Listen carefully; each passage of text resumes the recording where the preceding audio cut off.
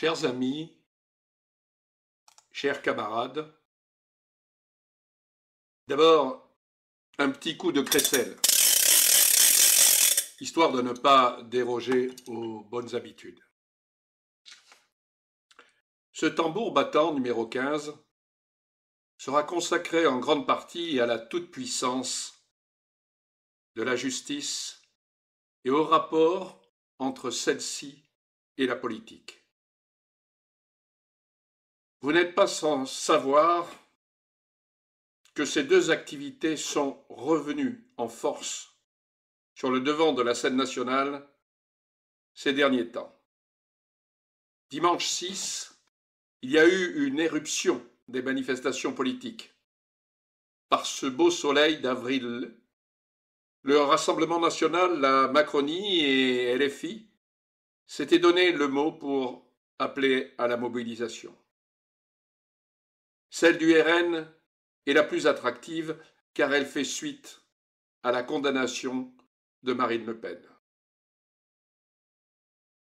En effet, que doit-on tirer de cette peine d'inéligibilité avec exécution immédiate? Le point à retenir en dehors de l'énoncé du jugement est que la justice depuis de nombreuses années n'est plus la justice, car elle s'est politisée de plus en plus au fil du temps. Pour nous, patriotes, il ne fait pas bon nous retrouver dans le prétoire, face à un juge affilié au syndicat de la magistrature. Or, je rappelle que ces censeurs rouges représentent aujourd'hui un tiers des magistrats. Chez les juges, la déontologie devrait passer avant l'idéologie, mais pour certains, c'est l'inverse qui est codifié. Se rajoute à cette partialité l'impossibilité de mettre en avant pour le justiciable les manquements d'un juge. Cette impossibilité de critiquer légalement les juges crée chez eux un effet de toute puissance, leur donnant un droit exorbitant. Dans l'affaire d'Outrou, ce désastre judiciaire, comme le décrivit Jacques Chirac, déclencha une simple réprimande comme sanction du Conseil supérieur de la magistrature contre le juge Burgot. Celui-ci continua à honorer les prétoires et 3 ans plus tard, son dossier disciplinaire était définitivement effacé. Plus récemment, en Haute-Savoie, un jeune de 17 ans s'est donné la mort. Yanis venait d'apprendre que son tourmenteur, qu'il avait agressé sexuellement pendant 7 ans, sorti de détention au bout de 2 ans et demi, venait de retourner dans son village, situé à 3 kilomètres de celui du garçon. Le délinquant n'écopa d'aucune mesure d'éloignement. Et le juge n'avertit pas l'adolescent de la libération du condamné. Même si l'on peut penser que le juge est responsable indirectement du décès de Yanis, aucune sanction, si petite soit-elle, ne sera prononcée. Mais revenons à Marine. A-t-elle commis une faute? Certainement. Celle de ne pas avoir pris en compte la réaction disproportionnée de l'Union européenne et la pugnacité orientée des magistrats. Il est important de rappeler que fin décembre 2022, un scandale de corruption avait éclaboussé l'institution européenne. L'ancienne vice-présidente grecque du Parlement européen, Eva Kaili, est arrêtée après qu'une valise bourrée de 1,5 million d'euros est trouvée à son domicile. Elle fut inculpée pour participation à une organisation criminelle, blanchiment d'argent et corruption. Le Qatar et le Maroc auraient versé des fortes sommes afin d'influencer l'élaboration de la politique européenne. C'est cette même députée qui expliquait « Le Qatar est un chef de file en matière du droit du travail ». Après seulement 4 mois de détention, elle bénéficia d'une libération conditionnelle et put rentrer chez elle sur surveillance électronique. Quant au cerveau présumé de l'affaire, notamment l'eurodéputé belge Marc Tarabella, il sortit de prison peu de temps après. Vous allez me dire, mais cela se passe à Bruxelles. Alors, parlons un instant de certains de nos ministres ou ex-ministres et de leur atermoiement avec la justice. Elisabeth Borne, ancien Premier ministre, est visée pour des accusations de conflit d'intérêts dans l'attribution du marché de la future autoroute 79, marché attribué à la société Eiffage, son ancien employeur. Après la gestion du Covid, une enquête vise Agnès Buzyn, Olivier Véran et Édouard Philippe pour mise en danger de la vie d'autrui. Le ministre des Solidarités, de l'Autonomie et des Personnes handicapées, Damien Hamad, est mis en examen pour tentative de viol. Bruno Le Maire, ministre de l'Économie, des Finances et de la Souveraineté industrielle et numérique, est soupçonné d'avoir employé fictivement sa femme à l'Assemblée nationale entre 2007 et 2013. Gérard Darmanin, mais nous en avons déjà parlé, ancien ministre de l'Intérieur et actuel garde des Sceaux, cumule en 2017 ses mandats de conseiller régional et de vice-président de la métropole européenne de Lille avec sa fonction ministérielle. Cette même année, il est accusé de viol et de harcèlement, puis, en 2018, d'abus de faiblesse. Catherine Colonna, ministre des Affaires étrangères, est visée par une enquête pour harcèlement moral.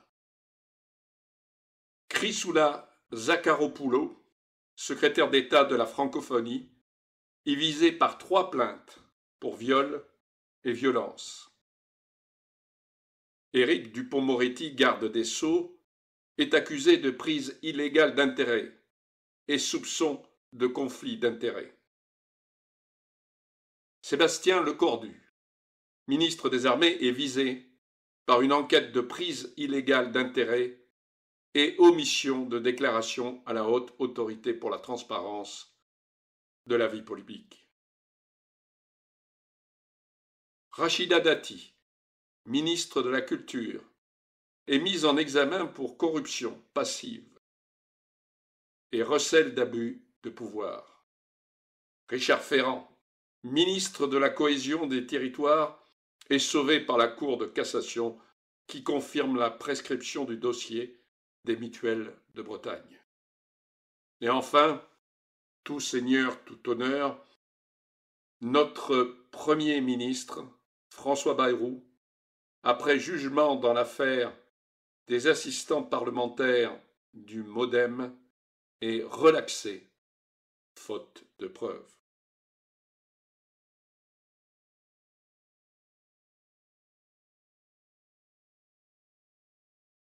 J'arrête là mon inventaire, mais sachez qu'il y a encore de nombreux cas de possibles malversations parmi nos dirigeants passés ou présents. La singularité devant cet amoncellement de faits répréhensibles, c'est que, dans la plupart des cas, l'affaire se clôture non par une condamnation, mais par un non-lieu ou un classement sans suite.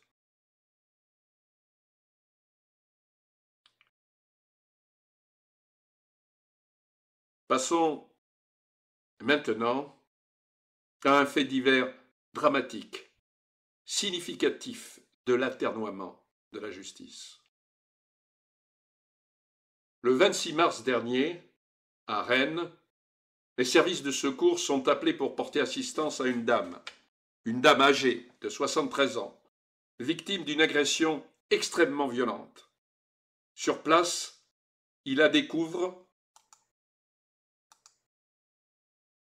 inconsciente, en arrêt cardio-respiratoire, le visage tuméfié, couverte de sang en raison de multiples traumatismes. Son corps n'est vêtu que d'un soutien-gorge et d'un pull. Une enquête pour meurtre, précédée de viol, est ouverte. Les policiers constatent la présence de 2 emballages de préservatifs. De plus, une boîte à bijoux de la victime est retrouvée dans un jardin mitoyen. Interrogés, certains témoins des faits indiquent avoir aperçu 2 suspects près de l'appartement de la vieille dame. Aujourd'hui, pour l'heure, seule la présence d'un suspect a pu être vérifiée grâce à la vidéosurveillance. Connu pour être un marginal fréquentant une structure sociale proche des lieux, l'homme, âgé de 40 ans, a été arrêté par la brigade criminelle, puis placé en garde à vue. Au fil des investigations, l'ADN du mis en cause est retrouvé sur une bouteille d'eau qu'il a laissée lors de sa fuite dans le jardin voisin, puis sous les ongles de la victime. Il est, de plus, reconnu par des témoins. Cet homme a été condamné 24 fois. Oui, vous avez bien entendu, 24 fois pour vol aggravé, violence aggravée, menaces, agression sexuelle, infraction routière et à la législation sur les stupéfiants. Il a été incarcéré en mai 2023, avant d'être libéré sans aménagement de peine en décembre 2024. Une fois de plus, il y a un deuxième responsable, c'est la justice, incapable de protéger la société avec ses peines ultra-laxistes. Ce meurtrier n'aurait pas dû être dehors. Imaginons que l'on suive la règle de risque de récidive appliquée à Marine Le Pen. Quelle aurait dû être la peine de ce violeur meurtrier, multirécidiviste? Résultat, la justice à géométrique variable continue son hypocrite avancée en France. Vous conviendrez que, suite à ces différents exemples, il est naturel qu'une question me brûle les lèvres. Qui juge le juge? Il y a 4 ans, je mettais la dernière touche à ma tribune des militaires, devenue lettre des généraux. Pour moi, non seulement elle n'a pas pris une ride, mais au contraire, elle est encore plus incontestable. Suite à ma tribune, certains dans l'active montrèrent leur courage en publiant sur Valeurs Actuelles une missive nous soutenant, adressée au gouvernant. Il me paraît utile, à cette date anniversaire, de lire quelques passages de leurs lettres, toujours d'actualité, pour honorer la lucidité et la grandeur d'âme de ces jeunes soldats français.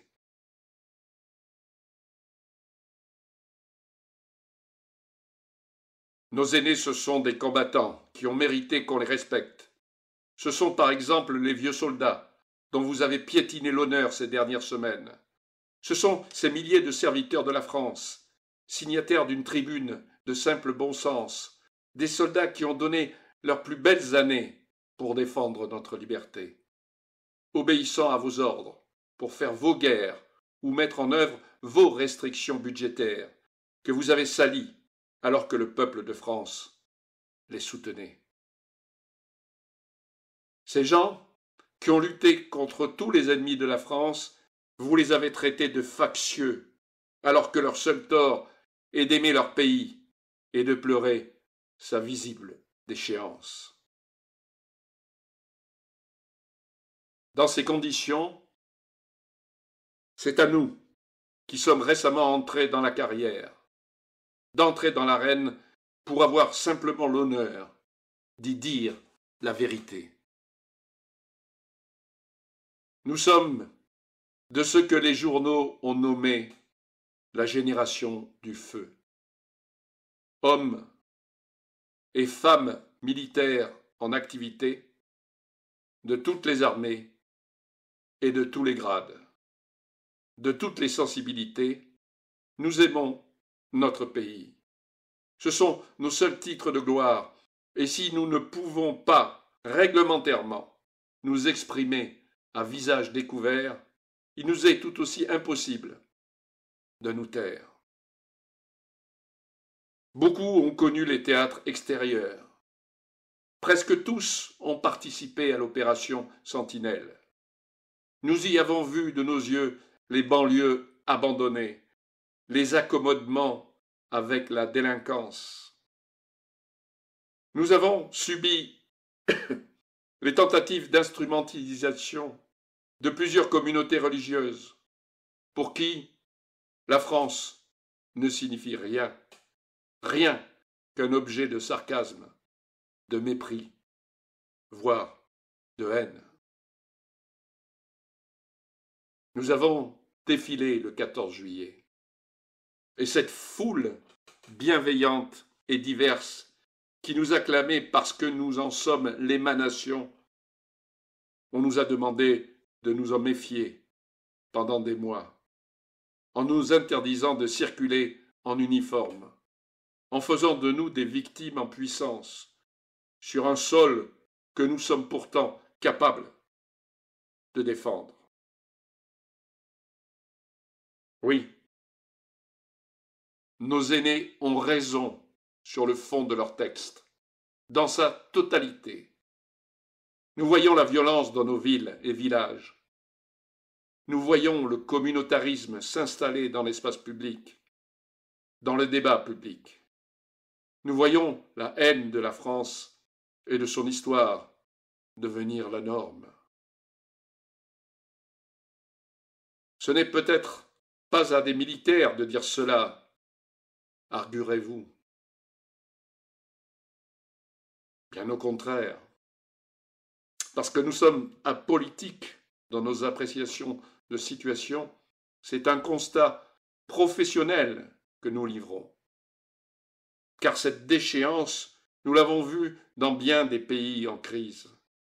Elle précède l'effondrement, elle annonce le chaos et la violence. Et contrairement à ce que vous affirmez ici ou là, ce chaos et cette violence ne viendront pas d'un pronunciamento militaire, mais d'une insurrection civile. Pour ergoter sur la forme de la tribune de nos aînés, au lieu de reconnaître l'évidence de leur constat, il faut être bien lâche.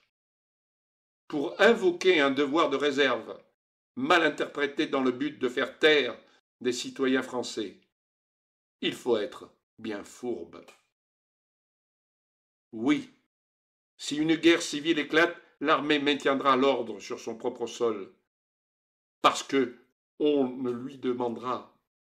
Personne ne peut vouloir une situation aussi terrible. Nos aînés, pas plus que nous. Mais oui, la guerre civile couve en France, et vous le savez parfaitement.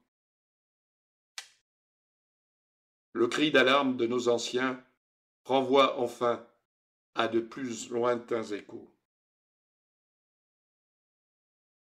Nos aînés, ce sont les résistants de 1940, que bien souvent des gens comme vous traitaient de factieux, et qui ont continué le combat pendant que les légalistes, transis de peur, misaient déjà sur les concessions avec le mal pour limiter les dégâts. Ce sont les poilus de 14 qui mouraient pour quelques mètres de terre, alors que vous abandonnez sans réagir des quartiers entiers de notre pays à la loi du plus fort. Ce sont tous les morts, célèbres ou anonymes, tombés au front ou après une vie de service. Agissez, mesdames et messieurs. Il ne s'agit pas, cette fois, d'émotions sur commande, de formules toutes faites ou de médiatisation. Il ne s'agit pas de prolonger vos mandats ou d'en conquérir d'autres. Il s'agit de la survie de notre pays, de votre pays.